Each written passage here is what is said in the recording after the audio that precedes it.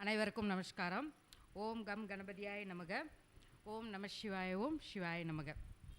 அதாவது எனக்கு இந்த வாய்ப்பினை அளித்த ஸ்ரீ லலிதாம்பிகை ஜோதிட ஆய்வகத்தின் நிறுவனர் ஐஸ்வரி ராஜ் மற்றும் கவிதா சக்திவேல் மேடம் அவர்களுக்கு என்னோட மனமார்ந்த நன்றியை தெரிவித்துக் கொள்கிறேன். அடுத்தது பார்க்கும்பொழுது இங்கே ஜோதிட ஆர்வலர்கள் வந்துட்டு ஜோதிட குருமார்கள், ஜோதிட ஆர்வலர்கள், ஜோதிட ஜாம்பவன்கள் நிறைய பேர் இருக்கிறாங்க. அவங்களுக்கு எல்லாத்துக்கும் மனமார்ந்த நன்றி.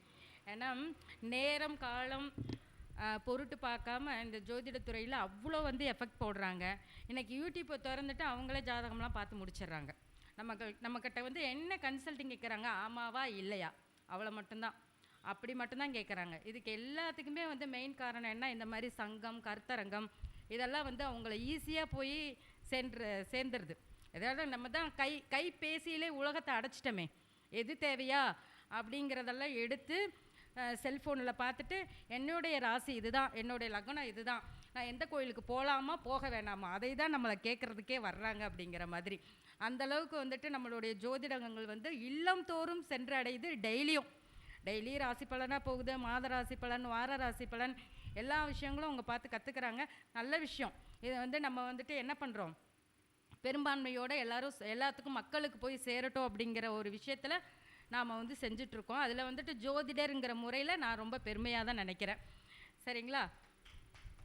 ஏன்னா எல்லா விஷயங்களும் எல்லாத்துக்கும் போய் சேராது. இப்போ ஒருத்தர் டாக்டர் அப்படின்னு எடுத்துக்கிட்டாருன்னா, ஒரு சில டாக்டர்ஸ் தான் பெருந்தன்மையாக செய்கிறாங்க. ஃபீஸ் கம்மியாக வாங்கிட்டு பரவாயில்ல அப்படின்னு சொல்லிட்டு அவங்களுடைய இதில் செய்கிறாங்க. ஆனால் நாம் என்ன பண்ணுறோம் அப்படின்னு கேட்டிங்கன்னா, ஓப்பனாக நிறைய விஷயங்களை சொல்கிறோம். எனக்கு ஒரு ஜாதகர் எனக்கு ஒருத்தர் பார்க்குறக்கு வந்தார். நானே ஆச்சரியப்பட்டு போயிட்டேன். முடக்கு தோஷத்துக்கு கோவில் எடுத்துட்டாரு, திதி சூனியத்துக்கு கோவில் எடுத்துட்டாரு. ஒவ்வொரு ராசியில் எந்தெந்த நட்சத்திரத்தில் என்ன கிரகங்கள் நிற்கிது எல்லாத்துக்குமே கோயில் லைனாக எழுதிட்டாரு. எழுதி முடிச்சுட்டு இதெல்லாம் என்கிட்ட கொண்டு வந்தார். அவ்வளோ கேதர் பண்ணியிருக்காரு. கொண்டு வந்துட்டு முக்கால்வாசி 75% ஒரு ஜோசியராக ஆயிட்டார். என்னது நம்ம யூடியூப்பில் சொல்லக்கூடிய விஷயங்களை பார்த்து மேடம் நீங்கள் பாருங்கள், தனுஷில் எனக்கு இவர் நிற்கிறாருங்க மேடம், நான் நாளைக்கு சுப்பிரமணிய கோவிலுக்கு போகிறேங்க மேடம், சுவாமி மலைக்கு போயிட்டு தரிசனம் பண்ணிட்டு வரேங்க மேடம் அப்படிங்கிறாரு. என்ன காரணம்னு பார்த்தா, அந்த இடத்துல 2ஆம் பாதத்தில் மூலம் 2ஆம் பாதத்தில் எனக்கு இந்த கிரகம் இருந்துச்சுன்னா இந்த கோயிலை ஒருத்தர் சொல்லியிருக்கிறாரு, அதனால் நான் போயிட்டு வரேன் அப்படின்னு சொல்கிறாங்க. அப்படிங்களா, சரி. ஏன்னா அவங்களோட நம்பிக்கை என்னென்னா, நம்பிக்கை தான் மெயின் முக்கியம். நம்பிக்கை இல்லாமல் யாருக்கும் நம்ம சொல்ல முடியாது, அவங்க கேட்கவும் மாட்டாங்க. அப்போ அவங்களுடைய நம்பிக்கையை நம்ம வீணாக்கக்கூடாது. சார் போயிட்டு வாங்க, தாராளமாக போயிட்டு வாங்க, கோவில் குளங்கள் போயிட்டு வர்றதுக்கு யாருக்கும் எந்த இதுவும் இல்லை, நல்லபடியாகவே போயிட்டு வாங்க அப்படின்னு சொல்லிடணும். டெய்லி ஒரு நாள் இல்லைங்க, டெய்லியும் ஒரு வாரத்தில் 3 நாள் 3 கோவிலுக்கு போகிறாரு. 3மே லாங் டிஸ்டன்ஸ் உள்ள கோவில். இப்போ சொல்லும்போது பார்க்கும்போது நம்மளுக்கு, மேடம் திதி சூன்யத்துக்கு இந்த கோவில் சொல்லியிருக்காங்க மேடம், நான் போயிட்டு வரேன் அப்படின்னு சொல்கிறாரு. சரி போயிட்டு வாங்க அப்படின்னு சொல்லிட்டு கூப்பிட்டு சொல்லிட்டு போகிறாரு. எனக்கே ஒரு ஆச்சரியம். ஏன்னா எல்லா விஷயத்துக்குமே நம்ம என்ன பண்ணியிருக்கோம், யூடியூப்லேயே விட கொடுத்துருக்கோம் அப்படிங்கிறது தான். இப்போ பலன் தரும் பரிகாரங்கள் எனக்கு தெரிஞ்சது, எனக்கு இவங்க அதாவது கொடுத்துருக்க தலைப்பு என்ன அப்படின்னு கேட்டிங்கன்னா, பலன் தரும் பரிகாரங்கள் அப்படிங்கிறது. பரிகாரங்கள்னு தட்டுனா அது எல்லாம் கொட்டி கிடக்குது, கோடி கணக்கில் இருக்குது. நான் இப்போ அதுக்காக குறிப்பிட்ட இது அப்படிங்கிறது கிடையாது. ஆனால் ஒரே ஒரு விஷயங்கள் என்ன அப்படின்னு எடுத்துக்கிட்டிங்கன்னா, அவங்களுக்கு என்ன நடக்குது, அவங்களுக்கு என்ன தேவை, அதுதான் இல்லைங்களா? அவங்களுக்கு என்ன தேவை, இப்போது அவங்களுக்கு தொழில் சார்ந்த பிரச்சனையா, அதற்குரிய கிரகங்களை நம்ம என்ன பண்ணணும், ஆக்டிவேட் பண்ணணும், அதற்குரிய பரிகாரங்களை பண்ணணும். அவங்களுக்கு குழந்தை பாக்கியமா, அதற்குரிய விஷயங்களை பற்றி பேசணும். இல்லை அவங்களுக்கு லக்னாதிபதி, அவங்களே க்ரோத் பண்ணிக்கணும், நான் முன்னேறணும், நான் முயற்சி பண்ணணும், நான் வெளியில் தெரியணும், நான் பேரும் புகழோடு வாழணும் அப்படின்னு நினைக்கிறாங்களா, அதற்கு தகுந்த மாதிரி. அது இல்லாமல் நீ திதிசூன்யமாக இருக்குது, இது முடக்காக இருக்குது அப்படிங்கிறத பற்றி நம்ம சொல்லி அவங்களுடைய ஆள் மனசுக்குள்ளே இப்போ வேரியேஷனாக பார்க்குறாங்க. ஏதாவது ஒரு புதுமையாக ஏதாவது ஒன்று சொன்னால் தான் அவங்களுக்கு பிடிக்குது அப்படிங்கிற மாதிரியே என்ன பண்ணுறாங்க, மக்கள் நினச்சிக்கிறாங்க அப்படிங்கிற மாதிரியான ஒரு விஷயந்தான். லாஸ்ட் டைம் கருத்தரங்கத்தில் நான் ஃபஸ்ட்டு ஆரம்பித்த ஸ்பீச் மூல நட்சத்திரத்தை பற்றி. அக்கா, மூல நட்சத்திரத்தை பற்றி பேசிட்டு நான் வந்துட்டேன். எனக்கு அப்புறம் 5 பேர் மூல நட்சத்திரத்தை பற்றி ஜோதிட ஜாம்பவான்கள் எல்லாமே பேசியிருக்காங்க. நான் எல்லா வீடியோவும் பார்த்தேன். அந்த ஒரு நட்சத்திரத்திற்கு இவ்வளோ பேசியிருக்கோம். அப்போ மக்கள் என்ன மாதிரி குழம்பி இருப்பாங்கங்கிறது என்னாலே கெஸ் பண்ண முடியல. அவ்வளோ இது பேசியிருக்கோம். அந்த ஒரு நட்சத்திரத்தை பற்றி பேசுனதுக்கு வர்ற எல்லாருமே மூல நட்சத்திரத்தை பற்றி பேசிட்டாங்க. அந்த வீடியோ கூட லாஸ்ட் டைம் இருக்குது, எடுத்து பார்த்தீங்கனாலே உங்களுக்கு புரியும்.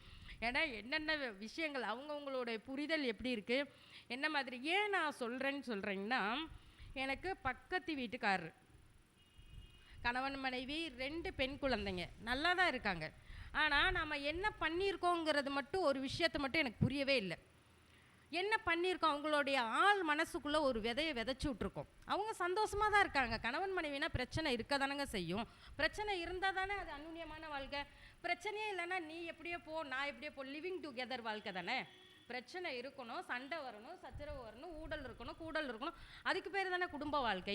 அது இல்லாமல் நீ என்ன வேணாலும் பண்ண, நான் என்ன வேணாலும் பண்ணணும் அப்படிங்கிறதுக்கு குடும்ப வாழ்க்கையாக நம்ம எடுத்துக்கவே முடியாதே.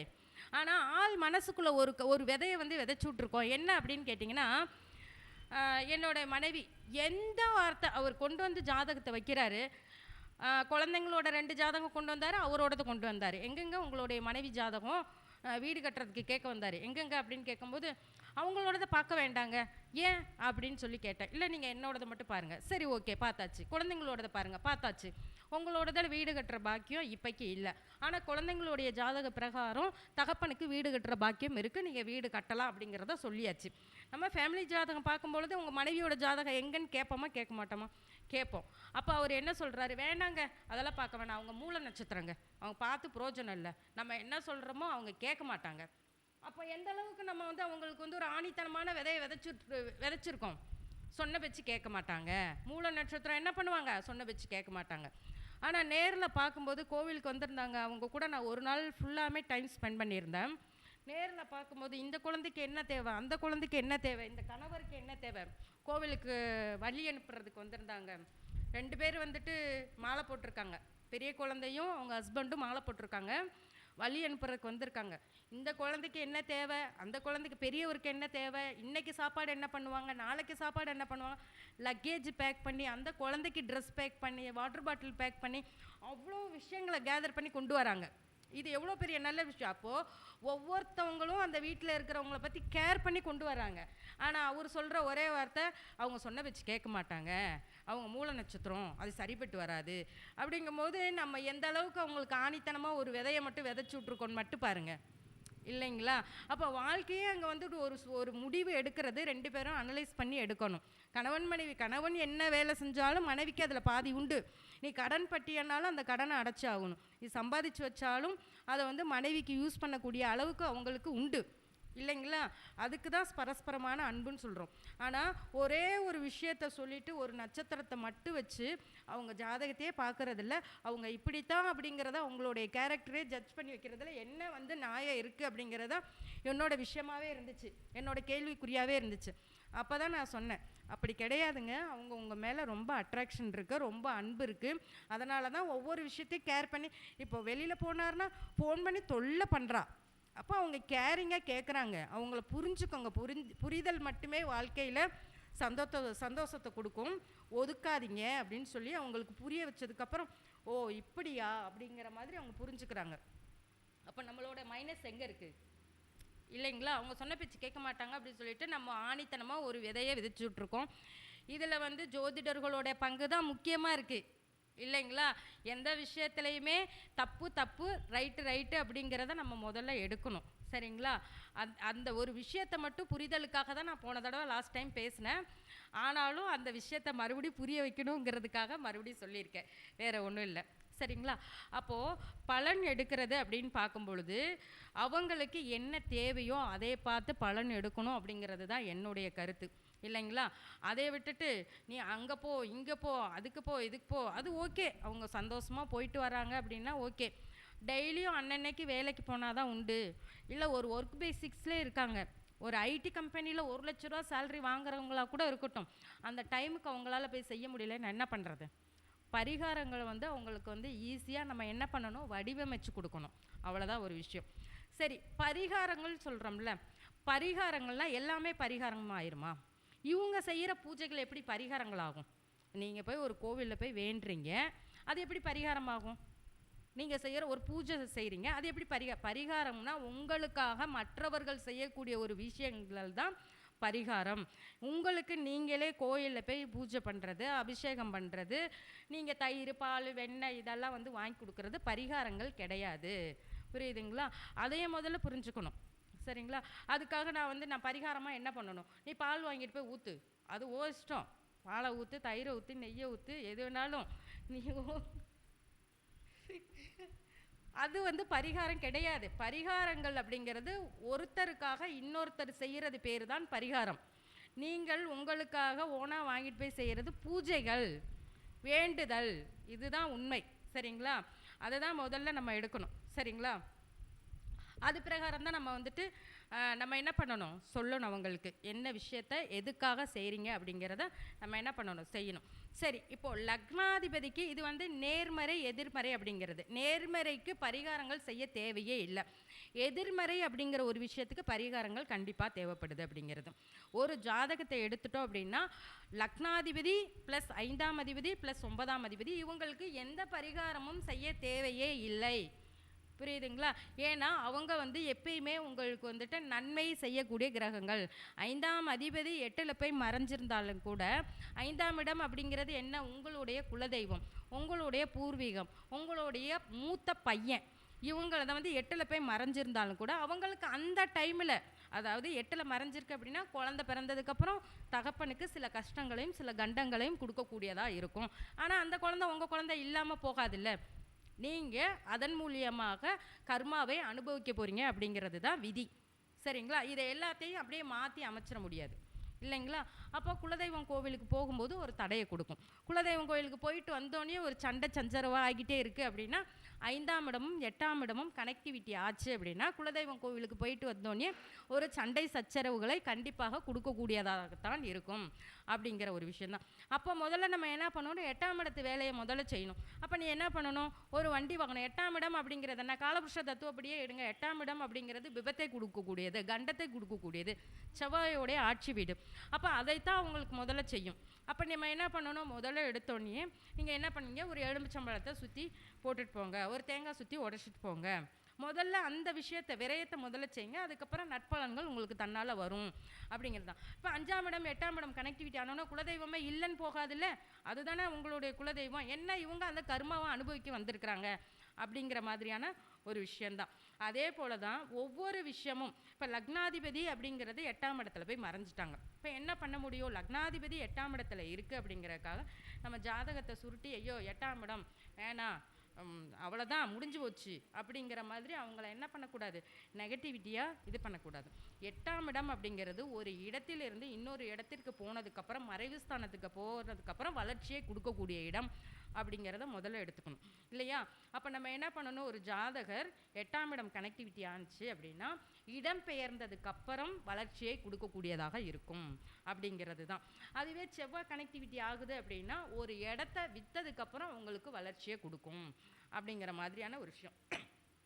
குரு சம்மந்தப்பட்டுருச்சு.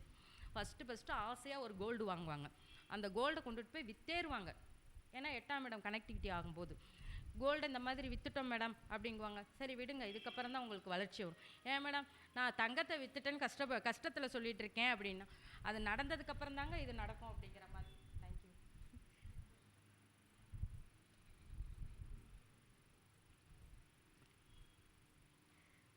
நம்ம என்ன சொல்லலாம், இது நடந்ததுக்கப்புறம் தான் இது நடக்கும் அப்படிங்கிற ஒரு விஷயத்த நம்ம என்ன பண்ணலாம், எடுத்து சொல்லலாம். சரி ஓகே. இப்போ ஒரே ஒரு ஜாதகம், மகர லக்னம். மகர லக்னம், லக்னத்தில் வந்து சனி பகவான், கல்யாணத்துக்காக கேட்குறாங்க, 92 பர்த்து, லக்னத்தில் சனி பகவான், மகர லக்னம். இப்போ எத்தனை வயசில் கல்யாணம் பண்ணலாம் அப்படின்னு சொல்லுவீங்க? இது மட்டும் இந்த 2 கிரகம் மட்டும் இருந்தாலே போதும். சொல்லுங்கள் சார், எத்தனை வயசில் வந்து மகர லக்னம், லக்னத்தில் சனி பகவான் ஆட்சி பலத்தில் இருக்கார், எத்தனை வயசில் வந்து கல்யாணம் பண்ணலான்னு சொல்லுவீங்க? ஆண் ஜாதகம்.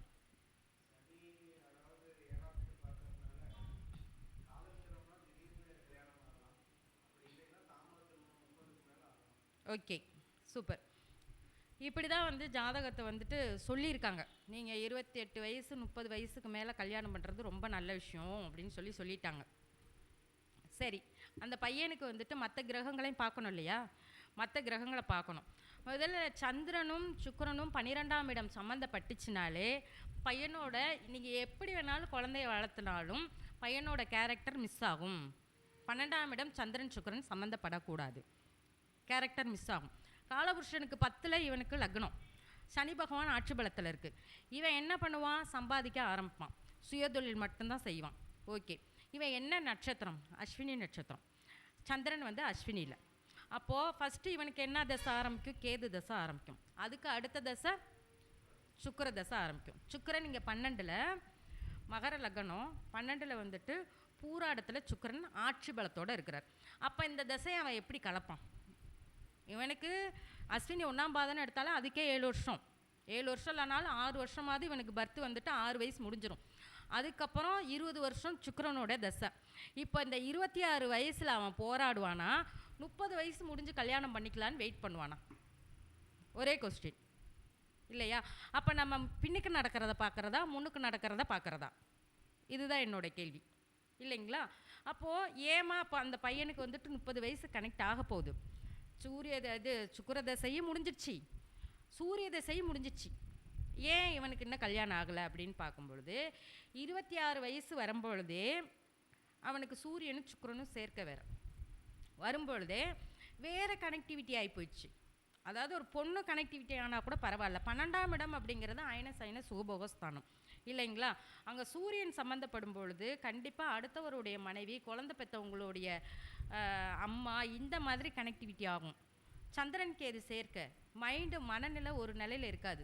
லக்னத்தில் சனி அசிங்கமோ அவமானமோ எதுவுமே பார்க்காது இல்லையா? இப்போ இந்த ஜாதகத்துக்கு நம்ம 30 வயசுக்கு மேலே 32 வயசுக்கு மேலே நீங்கள் கல்யாணம் பண்ணுங்கன்னு சொன்னால் அது வெயிட்டிங்கில் இருக்குமா? சுக்கிர தசையை 25 வயசில் கடக்கிறது ரொம்ப பெரிய கஷ்டம் இல்லைங்களா? இப்போ நம்ம அடுத்தடுத்த திசைக்கு பார்த்து நம்ம குழந்தைங்களுடைய வளர்ச்சியை சொல்கிறதா, எடுத்தோடனே சனி தசை லக்னத்தில் சனி இருக்குது நீ 30 வயசுக்கு அப்புறம் கல்யாணம் பண்ணுன்னு மூடி கொடுத்து அனுப்புகிறதா? அப்போ அந்த குழந்தையோட ஜாதகத்தில் அந்த குழந்தைக்கு இப்படித்தான் நடக்கும்னு நம்ம தெரிஞ்சுக்கிட்டோம். இப்போ அந்த பையனுடைய இதை வந்து வேஸ்ட் பண்ணது கண்டிப்பாக வந்துட்டு முன்னாடி பார்த்தவங்களாக தான் இருப்பாங்க அப்படிங்கிற மாதிரியான ஒரு விஷயந்தான் இல்லைங்களா? அவங்க வந்து கேட்கும்போது 2ஆம் அதிபதி லக்னத்தில், அப்போ அவன் குடும்பத்தை அவனே அமைச்சிக்கக்கூடிய பக்குவம் அவனுக்கு இருக்குது. அப்போ இங்கே என்ன பண்ணணும்? 25 வயசு டு 27 வயசு அம்மா உங்கள் பையனுக்கு நீங்கள் சிறு வயசுலேயே நீங்கள் கல்யாணத்தை பண்ணுங்க அப்படின்னு சொல்லணும். 4ஆம் இடத்துல அயன இது சுகஸ்தானத்தில் சந்திரன் இல்லையா? 12ஆம் இடத்துல சுக்கிரன். அப்போ இந்த கிரகங்களை நம்ம பார்க்காம எடுத்தோடனே ஒரே கிரகத்தை வச்சு பலன் சொல்கிறது ரொம்ப ரொம்ப முட்டாள்தனமான ஒரு விஷயம் அப்படிங்கிறது தான். சரி, அந்த பையனுக்கு தொழிலுக்கு கேட்டிருந்தாங்க. தொழில் நல்லபடியாக நடக்கும்.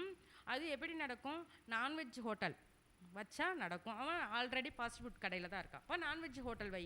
அப்போ அவனுக்கு ட்ரேடிங் மாதிரி ஒரு விஷயங்கள் நடக்கும். என்ன அப்படின்னு கேட்டிங்கன்னா, வெஜிடேரியன் வச்சா ஓடாது, வெஜிடேரியன் ஹோட்டல் ஓடவே ஓடாது, நான்வெஜ் மட்டும்தான் ஓடும். ஏன்னா சனி பகவான் இருக்கும் பொழுது சந்திரன் கேது பகவான் லக்னத்தை பார்க்கும் பொழுது அதாவது நான்வெஜ் வெட்டுறது, கட் பண்ணுறது, இந்த மாதிரியான விஷயங்கள் தான் அவனுக்கு வந்து லாபத்தை கொடுக்கும்.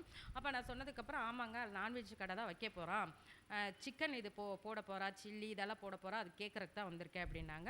தாராளமாக வச்சு கொடுங்க அப்படின்னு சொல்லியாச்சு சரிங்களா? அப்போது ஒரு ஜாதகத்தில் ஒரே ஒரு கட்டத்தை வச்சு முடிவு பண்ணாமல் மற்ற கிரக சேர்க்கைகள் எப்படி இருக்காங்க, மற்ற கிரகங்கள் அவங்களுக்கு என்ன மாதிரியான பலன்களை கொடுக்க போகிறாங்க அப்படிங்கிறத மட்டுமே வச்சு நம்ம என்ன பண்ணணும்? தீர்மானிக்கணும். அடுத்தடுத்த திசையை வந்து அப்டேஷன் கண்டிப்பாக பார்த்தே ஆகணும். அது குழந்தைங்களாக இருக்கட்டும், பெரியவங்களாக இருக்கட்டும், கல்யாணத்துக்காக இருக்கட்டும், அந்த காலகட்டங்களை, அந்த கால நிர்ணயங்களை யார் முடிவு பண்ணுறா அப்படின்னா அடுத்து வரக்கூடிய திசைகள் மட்டுமே அந்த கால நிர்ணயங்களை என்ன பண்ணுறாங்க? முடிவு பண்ணுறாங்க அப்படிங்கிறத நம்ம கணக்கில் எடுத்தே ஆகணும் அப்படிங்கிற ஒரு விஷயந்தான். ஏன்னா சின்ன சின்ன விஷயங்களில் கூட நம்ம செய்கிற தப்பு அவங்களுக்கு பெரிய பாதிப்பை ஏற்படுத்தி கொடுக்குது. இப்போ அந்த இல்லீகல் கான்டாக்டை எப்படி அவங்க அம்மா வந்து உட்காராங்க, நான் எப்படி என் பையன்கிட்ட போய் நான் கேட்க முடியும்? ஒரு குழந்தை பெற்ற பையன்கிட்ட போய் நீ பேசிகிட்டு இருக்கியான்னு நான் எப்படி கேட்க முடியும்? ஆனால் கேட்டதுக்கப்புறம் ஆமான்னு ஒத்துட்டாங்க. அது எவ்வளோ பெரிய இது. அதுக்கப்புறம் கல்யாணத்துக்கு பொண்ணு பார்க்கணும், அந்த விஷயம் இருக்குது. இது நிறைய அந்த அவங்களுடைய லைஃப்பை வந்து சிக்கலுக்குள்ளே கொண்டு போகுது அப்படிங்கிற ஒரு விஷயந்தான் இல்லைங்களா? அப்போ காலங்கள், நேரங்கள், வருடங்கள் அப்படிங்கிறது ரொம்ப ரொம்ப இம்பார்ட்டண்ட்டாக கருதப்படுது. ஏன்னா அந்த காலத்திலேயே வந்துட்டு பார்க்கும்பொழுது ஒரு விஷயம் அப்படின்னு பார்க்கும்பொழுது அலெக்சாண்டர் அவரை வந்துட்டு அவங்க அம்மா வந்துட்டு பெத்தெடுக்கிறதுக்கு என்ன பண்ணியிருக்காங்க அப்படின்னா, இந்த நேரத்தில் இந்த காலகட்டங்களில் இந்த லக்னத்தில் இந்த குழந்தை பிறந்துச்சு அப்படின்னா உலகை ஆளக்கூடிய ராஜாவாக பிறப்பான் அப்படின்னு சொல்லிட்டு அந்த காலத்து ஜோசியர் வந்துட்டு என்ன பண்ணிட்டாங்க, குறித்து கொடுத்துட்டாங்க. அதற்கு முன்னாடியே அவங்க அம்மாவுக்கு வயிறு வலி வந்துருச்சு. பிரசவ வலி வந்ததுக்கப்புறம் அவங்க என்ன பண்ணாங்க, என் பையன் இந்த நேரத்தில் பிறக்கக்கூடாது, ஜோசியர் குறித்து கொடுத்த நேரத்தில் தான் பிறக்கணும் அப்படிங்கிறதுக்காக தலைகளாக கட்டி அவங்க கொஞ்சம் நேரம் வந்துட்டு என்ன பண்ணாங்க, அவங்களுடைய பிறப்பை வந்து தடைப்பட்டிருந்தாங்க, குழந்தை பிறப்பை வந்து தடைப்பட்டு வச்சுருந்தாங்க. அப்போது மருத்துவர் சொல்கிறாங்க இது ரொம்ப ஆபத்தான ஒரு விஷயம் அப்படின்னு. என்ன ஆபத்தாக இருந்தாலும் சரி இந்த நேரத்தில் தான் என் குழந்தை பிறந்து நாட்டை ஆளணும் அப்படிங்கிறதுல அவங்க அம்மா கரெக்டாக இருந்தாங்க இல்லைங்களா. அப்போ கொஞ்சம் நேரம் அந்த வலியை தாங்கிக்கிட்டு தலையிலாம் கட்டி தொங்கி அவங்களுடைய உயிரை வந்து கருதாமல் அந்த குழந்தைய பெற்றெடுத்தாங்க. அலெக்சாண்டரோட அம்மா மட்டும் கிடையாதுங்க, இப்போ இருக்கிற எல்லா அம்மாவுக்குமே என்ன பண்ணுறது, அவங்கவுங்களுடைய குழந்தைகளுடைய லைஃப் ஸ்டைல் ரொம்ப ரொம்ப இம்பார்ட்டன்ஸ் தான். அப்போது நாம் பார்த்து சொல்லக்கூடிய விஷயங்கள் நம்ம கருத்தில் எடுத்துக்கிறது அப்படிங்கிறது ரொம்ப ரொம்ப இம்பார்ட்டன்ஸான காலகட்டங்களாக இருக்குது அப்படிங்கிறது தான் என்னுடைய கருத்து. இதில் வந்துட்டு பார்க்கும்பொழுது எதிர்ப்படையாக பேசுகிறாங்க அப்படின்னு நினச்சாலும் அதை பற்றி எனக்கு எந்த கவலையும் கிடையாது. நம்மளுக்கு வர்றவங்களுக்கு நம்ம என்ன பண்ணணும், சிறந்த வழிகாட்டியாக இருக்கணும் அப்படிங்கிறது மட்டுமே நம்மளுடைய கருத்தாக எடுத்துக்கணும் அப்படிங்கிறது தான். ஏன்னா அந்த காலத்திலே வந்துட்டு பார்த்திங்கன்னா, நான் ஒரு ஜாதகர் வந்துட்டு ஒருத்தர் வந்து ஒரு நோட்டு வந்து கொடுக்குறாரு, ஒரு குயர் நோட்டு, ஒரு ஜாதகத்துக்கு ஒரு குயர் நோட்டு. அவர் எழுதுறதுக்கு எவ்வளோ டைம் ஸ்பெண்ட் பண்ணியிருப்பாருன்னே எனக்கு தெரியல. ஆனால் நான் அன்றைக்கி ஜாதகமே பார்க்கல, அன்னைக்கு அவர் ஜாதகம் எழுதுனதை மட்டும்தான் பார்த்துருக்கேன். எப்படி ஒரு ஜாதகத்துக்கு மிஞ்சி போனால் 500 வாங்கியிருப்பாங்க இல்லைங்களா, அவ்வளோதான் வாங்கியிருப்பாங்க. மிஞ்சி போனால் 1000 ரூபாய். என்னைய பொறுத்தளவு அந்த ஜாதகத்துக்கு நான் இப்போ இருக்க 10,000 ரூபாய் எடுத்து கொடுன்னு கேட்டாலும் மனசார தூக்கி கொடுப்பேன். ஏன்னா அந்த அளவுக்கு வந்து அவர் ஒர்க் பண்ணியிருக்காரு. ஒரு ஜாதகத்தை எடுத்த உடனே ஒரு லக்னத்துக்குரிய பலன், அதுக்கப்புறம் அஷ்டவர்க்கம் போட்டு அந்த அஷ்டவர்க்க பரலுக்குரிய பலன், இந்த ஜாதகர் இத்தனை வயசில் இதுதான் பண்ணுவார் அப்படிங்கிறதெல்லாம் எழுதி ஒரு குயர் நோட்டில் பைட்டிங் போட்டு கொடுத்துருக்குறாங்க. ஜாதகம் எழுதின நோட்டு. நான் அன்றைக்கி ஜாதகமே பார்க்கல, அவங்க கட்டதே பார்க்கல. அந்த ஜாதகத்தில் இருக்கிறத எங்கள் இந்த வயசில் நீங்கள் வீடு வாங்கினீங்களா, இந்த வயசில் உங்களுக்கு குழந்தை பிறந்துச்சா, இந்த வயசில் உங்களுக்கு கல்யாணம் நடந்துச்சா அப்படின்னு சொல்லி அதை பார்த்து மட்டும்தான் படித்தேன். ஆமாங்க மேடம், எல்லாமே கரெக்டாக. சார் தயவுசெய்து அந்த கிரெடிட் எனக்கு கொடுக்காதீங்க, உங்களுக்கு ஜாதகம் எழுதுனாங்க பாருங்கள் அவங்களுக்கு கொடுங்க, அவங்க பார்த்து எழுதி வச்சதை மட்டும்தாங்க நான் படித்தேன், உங்களுக்கு நான் ஜாதகமே பார்க்கல அப்படின்னு. அப்போ இதெல்லாம் எனக்கு எழுதியிருக்கிறாங்களா அப்படின்னு. கண்டிப்பாக எழுதியிருக்கிறாங்கங்க, இதை பார்த்து மட்டும்தான். அப்போது அப்படி இருக்கிற ஜோசியர்களும் இன்னும் இருந்திருக்கிறாங்க அப்படிங்கிறது தான். இன்னும் இருக்காங்க. நான் அந்த ஜாதகம் எழுதினவரை நான் எனக்கு வாய்ப்பு கிடைச்சா நேரில் போய் பார்க்கலான்னு சொல்லி எங்கே இருக்கிறாரு அப்படின்னு கேட்டபோது, இல்லைங்க அவர் இறந்துட்டார், அதுக்கப்புறம் தான் நாங்கள் இந்த ஜாதகத்தை வெளியிலே எடுத்துகிட்டு வந்தோம், இல்லாட்டினா நாங்கள் அவங்கள்ட்ட மிஞ்சி போனால் அதிகமாக வாங்க மாட்டாராம்மா, 200 வாங்குவார் அப்படின்னு தான் சொன்னாங்க. அப்போ எவ்வளோ பெரிய, எனக்கு ரொம்ப ஆச்சரியமாக இருந்துச்சுன்னா 1 மணி நேரம் அந்த இதிலேருந்து மூழ்கி வெளியிலே வரல. அவ்வளோ விஷயங்களுமே இந்த நேரத்தில் அவர் வீடு வாங்குவார், இந்த நேரத்தில் அவங்களுக்கு வந்துட்டு திருமணம் நடக்கும், இந்த நேரத்தில் விபத்து நடக்கும், இந்த நேரத்தில் பிரசவம் நடக்கும், எவ்வளோ விஷயங்களை கணிச்சு அந்த ஜாதகத்தில் ஒரு குயர் நோட்டு போட்டு அவருடைய லைஃப் ஸ்டைல் கரெக்டாக வந்து பார்க்கும்போது 78 வயசில் வந்துட்டு ஆயில் முடிவுன்னு எழுதி கொடுத்துருக்குறாங்க. அப்போ நம்ம எவ்வளோ ஒரு விஷயங்கள், அது அவரும் ஜோதிடர்கள் தான் அப்படின்னு அந்த மாதிரி இருக்கும்போது நம்ம மாறுதட்டி சொல்லிக்கலாம், பரவாயில்ல அப்படின்னு சொல்லி. நான்லாம் ரொம்ப வயசானவங்க ஜோசியம் பார்த்தாங்கன்னா என்னுடைய டைமிங்லாம் நான் கருத மாட்டேன். போயிட்டு காணிக்க வச்சுட்டு என்ன சொல்கிறாரு, இன்னும் அவர்கிட்ட இருந்து நம்மளுக்கு ஒரு நல் வாக்கு கிடச்சிச்சின்னா நம்ம இன்னும் நல்லா வளருவோம் அப்படிங்கிறதுக்காக போயெல்லாம் பார்த்துருக்கேன், அவர் எப்படி சொல்கிறாரு, எப்படி ப்ரொடக்டன் பண்ணுறாரு அப்படின்ட்டு. ஒரு ஒரு தாத்தானா பார்க்கும்பொழுது ஒரே ஒரு பேஜ் தான், ஏது நம்ம அந்த நட்சத்திரத்துக்கு இத்தனை எழுத்து, அஸ்வினி நட்சத்திரம், லாலி லோ பச்சி பறவை, அந்த ஒரு பேஜ் மட்டும் நல்ல மனப்பாடம் பண்ணிட்டார். அதை மட்டுமே வச்சு டக்கு டக்கு டக்கு டக்குன்னு எடுக்கிறாரு. கூட்டம்னா பார்த்தீங்கன்னா கொஞ்சம் நஞ்சம் கிடையாது. ஒரு நாளைக்கே ஒரு அப்பாயின்மெண்ட்டே ஒரு 60 பேத்துக்காவது 10 ரூபார். என்ன பண்ணுறாரு அப்படின்னு சொல்லி நம்ம போய் பார்க்கும்போது இந்த ஒரு பேஜ் வந்து அவருக்கு நல்ல மைண்டில் இருக்குது. மற்ற விஷயங்கள் எல்லாமே நான் கோல்சாரங்கள் வச்சு, நான் குரு ஒரு 6 மாதம் பயிற்சியில் வர்றாருன்னா இன்னும் ஒரு 6 மாதம் கழித்து ஜாதகத்தை எடுத்துகிட்டு வா, அவ்வளோதான், ஒரே பாயிண்ட்டு தான். அப்புறம் என்னடா அப்படின்னு நம்ம பார்க்கும்பொழுது அந்த பயிற்சியில் வர கிரகங்களை எடுக்கிறார்.